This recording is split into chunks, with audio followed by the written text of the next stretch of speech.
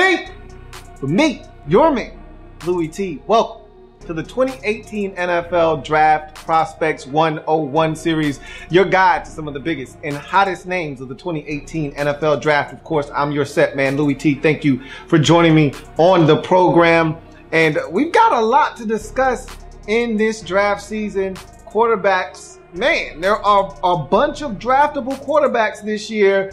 The top half of this draft at the quarterback position, really intriguing. We've got the Lamar Jackson discussion, quarterback, not a quarterback. We've got the Josh Allen discussion. Is he accurate enough? Is he good enough? Or is he the reincarnation of maybe a Jamarcus Russell or maybe one of these other strong-arm quarterbacks that missed the mark at the next level? The accuracy question with him is a big discussion.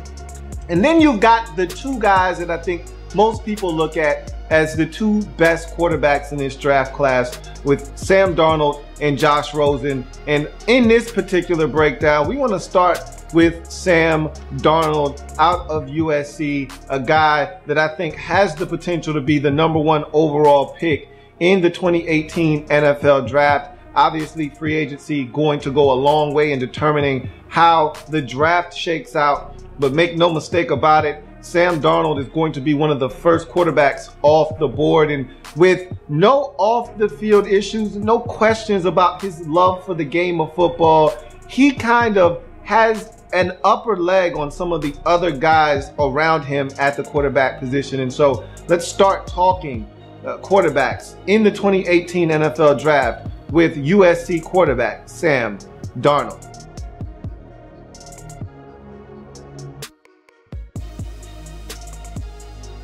You look at his pros, and Sam Darnold is a guy that is a redshirt sophomore. A lot of people thought he should have went back to school, had some nice young receivers to throw the football to.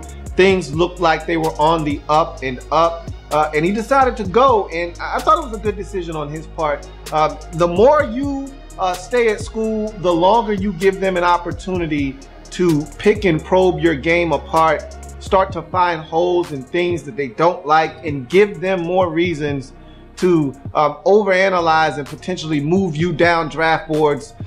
Sometimes less is better, especially when you're at such a highly scrutinized position like quarterback. And when everyone's telling you you're one of the best and you're probably going to be one of the first picks, there's really no reason to go back.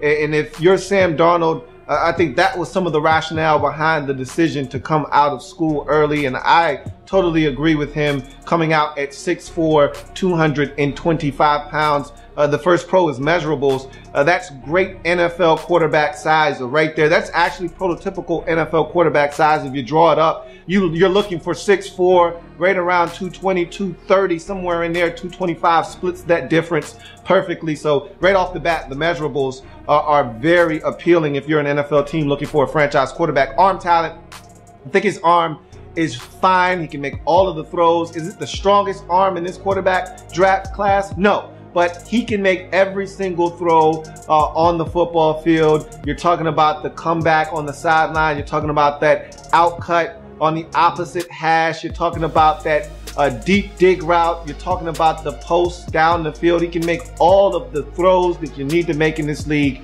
to make it the honey hole shot in cover two, behind the corner, right before the safety gets over. He can do it all. So the arm talent is there. There's really nothing to discuss in terms of his arm strength. Athleticism, I think that's where he separates himself from most of the quarterbacks in this draft class. Obviously, Lamar Jackson is in a class of his own. But when you're talking Sam Darnold, the thing that jumped off the screen at me for him was his athleticism. I went into this thinking that he was on the same playing field in terms of athleticism with more of the other quarterbacks in this draft, the Baker Mayfield, who is athletic, but he's not going to move the needle that much.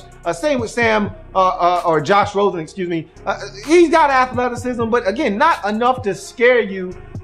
Sam Darnold can scare you with his athleticism. I liken it to Aaron Rodgers. The guy can move very well, and his escapability in the pocket is second to none in this draft. That includes Lamar Jackson. His ability to escape pressure in the pocket is phenomenal, and I didn't sign up for that. When I turned on the tape, I was not expecting to see a guy being so slippery and slithery in the pocket, being able to get away, extend plays with his legs.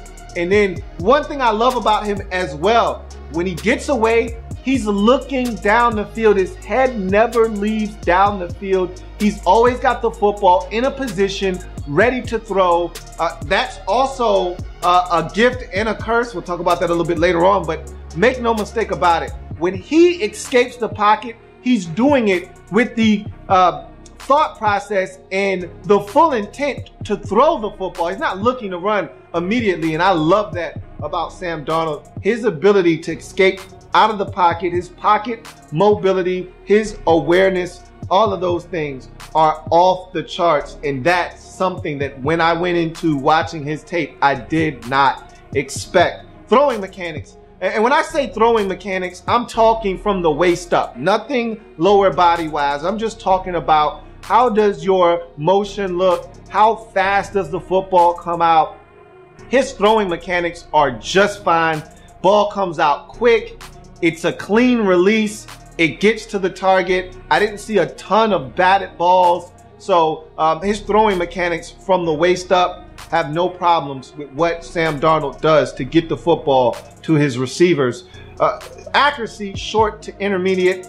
That's another strength here for Sam Darnold. I think when he's in the short to intermediate game, he does a really good job of getting the football to his guys. Could it be a little bit more accurate in terms of run after catch? Sure, it could be. There are times where the football's on the back shoulder where it could be out in front, but nonetheless, it gets to the intended target. And so his short to intermediate accuracy, I think, is more than good enough to excel at the next level. Poise and Moxie, this is another big trait for Sam Darnold. And you can't be the #1 overall pick or the first quarterback off the board in any given draft. I don't care how bad the draft class is of quarterbacks. You can't be the first one off the board if you don't have this next trait, and that's poise and moxie. You've got to be able to overcome adversity. You've got to be able to will your team to victories. You've got to be able to have that it factor. And don't ask me what it is. I just know when I see it and when a quarterback has it, and Sam Darnold has it. I think of 4 instances, 2 from last year, 2 from this year, where I looked at a quarterback and I said, he's got that poise and that moxie that you got to have in order to succeed at the next level. You look at 2016, the first game that I really started to take notice of Sam Darnold was last year in 2016 on the road at Washington. Remember, Washington was a very good team last year. Remember, they were in the playoffs. They were ranked 4th in the nation, if I'm not mistaken. Me and my dad sat on a Saturday night, watched Sam Darnold take USC into Washington and go on the road and get an impressive victory. I thought that took guts. That place was going nuts. And he went and silenced the crowd, and he started early and often, and he took his team to a victory in a hostile environment on the road. And that was, to me, the coming out party for Sam Darnold. But he wasn't done there in 2016. The bowl game might have been the most captivating game of 2016, 2017. That bowl game versus Penn State, an instant classic. They were down 14 for much of the second half, especially late third into the fourth. He brings his team back not once, not twice, but 3 times, including the final drive to help his team win that football game in a wild finish, 52-49. That took a ton of guts, a ton of poise and moxie to get his team the victory in a game that looked like it was lost numerous times. Also, 2017, a game that isn't really high on the radar, but if you watch it, you understand why it took poise and moxie, is the Utah game. They should have blown Utah out in that game. They ended up winning 28-27. That game was a lot closer than it needed to be. Sam Darnold had 3 fumbles in that game, lost all 3, kept Utah in that game single-handedly. And so you couple all of those things together, and that game could have gotten away. He could have gotten down on himself, but instead he allowed his team to find a way to win. And that takes poise, okay, to overcome mistakes, wipe them from the memory bank, go out. And again, when you do it once, it happens. You do it twice. All right, now it's starting to get into your head. You do it 3 times. now you're looking around, you're seeing ghosts, and he was able to overcome that and help his team win that football game. And then, of course, the win over Texas. You're winning the entire game. Texas comes back, takes the lead in the waning moments, gives you the football back with just under a minute left, and tells you, hey, you got to go and take your team down the field in order to get this thing to overtime. And he does that and then makes some beautiful throws in overtime to help his team win that football game early in the season against a really tough Texas defense. So those games are the ones that come to mind when you're talking poise and moxie from Sam Darnold. He's got it, and he's a guy that I think is going to excel at the next level because of games like that and a trait like having poise and moxie. Leadership intangibles, those are something are things that I can't really speak as much to the leadership qualities because, again, I don't know Sam Darnold personally. I haven't talked to him. I can't talk and speak to how good his leadership qualities are. But the intangibles are there from all accounts. Good guy off the field. Teammates seem to love him and want to play hard for him. He's a guy that does everything in his power to try to help his team win. That includes running the football when necessary. And he does a great job of tucking the football, sliding, and getting down and getting out of harm's way. He just seems to have all of the intangibles, seems to be a pretty smart, bright kid. And again, student of the game, all of the things you want to hear from the potential leader of your franchise. He seems to have all of those things going for him. And so that's another big plus. In a draft where there are a number of sketchy characters, or at least guys that you may have some questions that they may need to dispel, none of that exists with Sam Darnold, which again gives him a leg up on some of the competition around him in the 2018 NFL draft. Durability, this is huge because in this particular draft, you're dealing with some quarterbacks that have had some injuries throughout their collegiate career. No such thing for Sam Darnold. He's played in every single game in the last 2 seasons. Did not start the first game of the season versus Alabama, but did come in that game. But he really pretty much took over in his redshirt freshman season and played that entire season, played every single game, all 14 in 2017. So Sam Darnold is a guy that from a durability standpoint, you love it. Again, the best ability is availability in the National Football League. And right now, you can say that this guy is available each and every single week. So his durability is a big plus for him as well. Processing speed. I'd love to see him speed up the process a little bit more, but I think his processing speed is more than capable enough to get the job done. There's a play that comes to mind against Ohio State in the bowl game where he had a blitzer coming off the edge. I'd love to see him communicate with his receivers a little bit better. I think, and this kind of goes with the anticipation thing, I'm not going to kill him for his processing speed, his decision making, and anticipation. Those are all things that I've given him pluses for, but I'm on the fence a little bit on those, but I'm going to give him the nod on those. But I'd love to see him communicate with his receivers a little bit better, be a little bit more demonstrative. You know a blitz is coming off the edge. Okay, you may have slid your protection, but if you know you can't pick up all 6 of these blitzers, you only got 5 guys, okay, to protect. You know you can't pick up that 6th rusher. He's going to come free and hot. You've got to communicate that to your receiver. Hey, or you got a slot blitz. I need the receiver to point out that slot blitz. I need the quarterback and receiver to be on the same page. There's a play against Ohio State where he knows blitz is coming. His receiver, I'm not sure, knows if blitz is coming or not, but if you as a quarterback knows blitz is coming, I need you to communicate that to the receiver so that everybody's on the same page, so he knows he needs to either break his route off or he needs to be looking in a little sooner so I can get him the football and get it out of my hands a lot quicker. There was a play off the edge where Darnold is looking to get rid of the football. His guy isn't looking, and next thing you know, he's having to throw the football and it's incomplete on the 3rd down and they got a punt. And it's situations like that where you're just saying, hey, I just need everybody on the same page. I need everybody to know what's going on. And it's the quarterback's job to make sure that everyone's on one accord, everyone's on the same page. I'd like to see him do a better job of that. But that being said, I think his decision making is fine.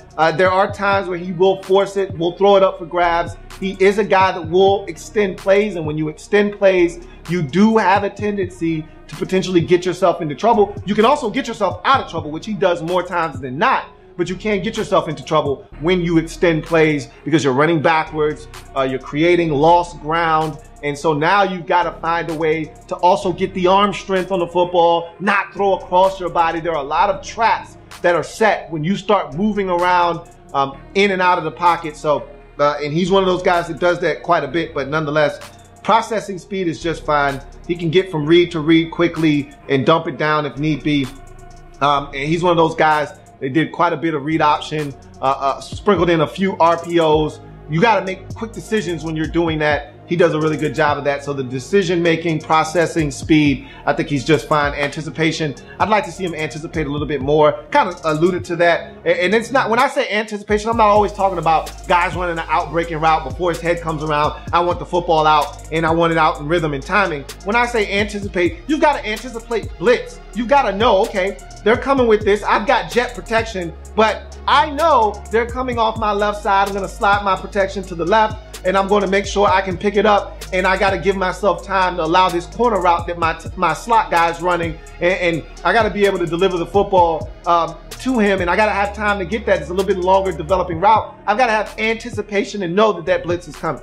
All right, I'd like to see him be a little bit better in that, but I think he's good enough. So the last thing I want to talk about with Sam Darnold is the thing I think he's best at, and that's accuracy on the move. His ability, and again, I talked about this earlier, to escape the pocket, second to none in this draft. Again, that includes Lamar Jackson. His escapability in the pocket is ridiculous.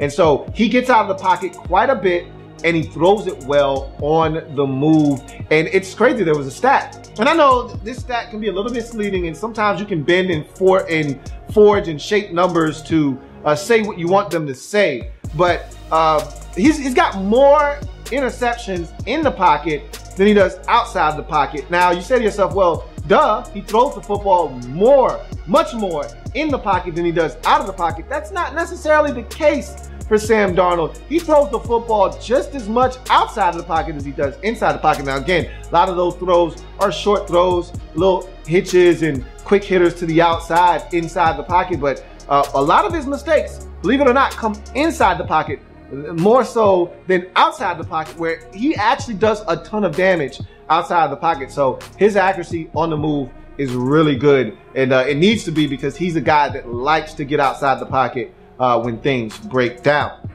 So you go from his pros to his cons.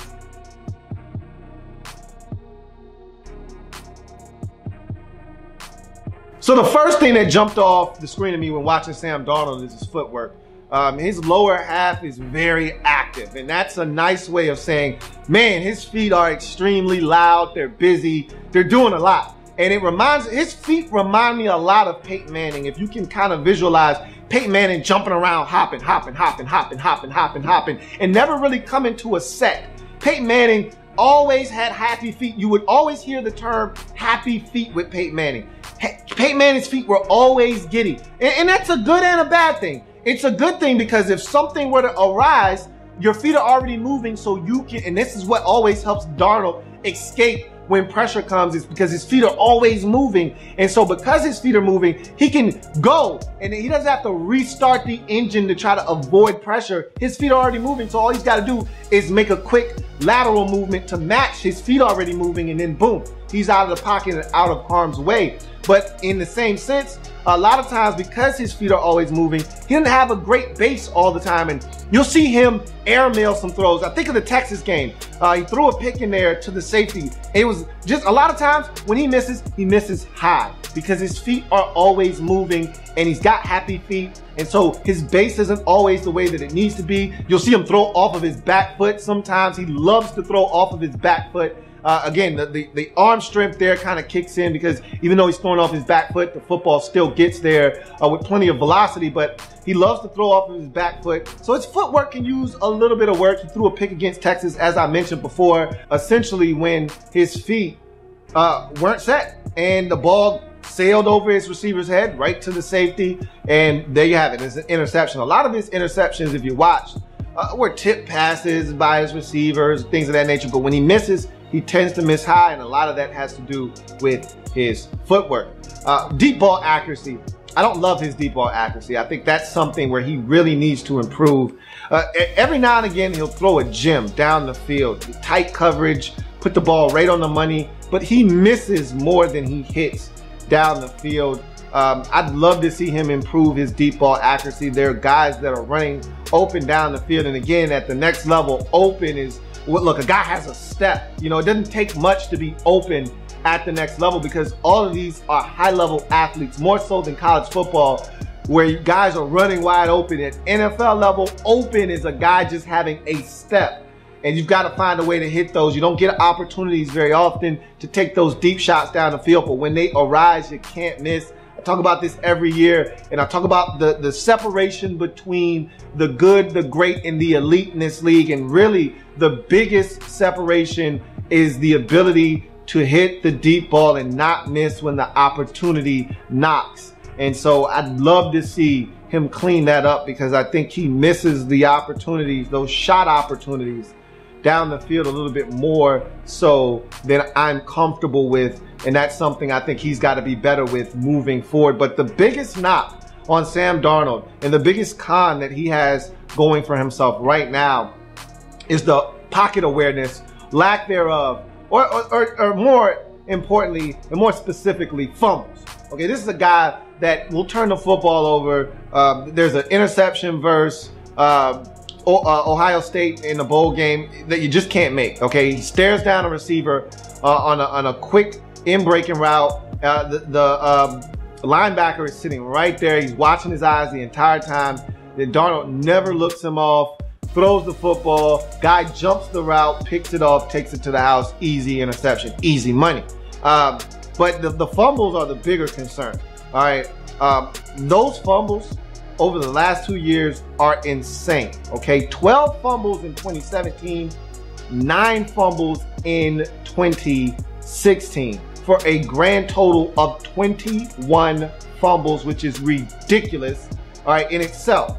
All right, lost 5 of the 9 in 2016, lost 9 of the 12 in 2017 for a grand total of 14 lost fumbles. And I was listening to Mike Mayock talk, and so this is not an epidemic from just the collegiate ranks. This goes all the way back to high school. He had an issue holding on to the rock in high school. So this is a problem that he's going to have to rectify and correct at the next level. Teams know the book. Okay, they're going to know the MO of Sam Darnold, know that he has a problem holding on to the ball, and don't think for 1 second that when they get to him, they're not going to be looking to try to get the football out. Once there's a book, a narrative out on you in league circles, teams are going to try to look to exploit that. He's got to do a much better job of protecting the football. Look, you know you're going to get hit. 2 hands on the football or put it away, but you've got to hold on to the football. That fumble versus Washington State early in the season comes to mind. They've got a chance to go down and tie the game, if not win it, and he fumbles the football late in that game as he's getting hit. Ball comes out and they lose that football game to Washington State on the road. Again, he's got to be stronger with the football. He's got to protect the football better. And so that's something, if nothing else, he's got to clean up if he's going to maximize his skill set and talents at the next level. But that's Sam Darnold in a nutshell. His grade and rating overall will be up on the site, LouieTNetwork.net. So check that out for his rating and all the players that I break down here, and some of the ones that I don't break down, the rating still will be on the site. So periodically check the site to see what all of these guys are graded out as on LouieTNetwork.net. That's going to do it for Sam Darnold and his draft prospects 101 breakdown. I've got plenty more to come, so don't you go anywhere. Remember, we're changing the game over here, period. I'll see you next time. Have a good one.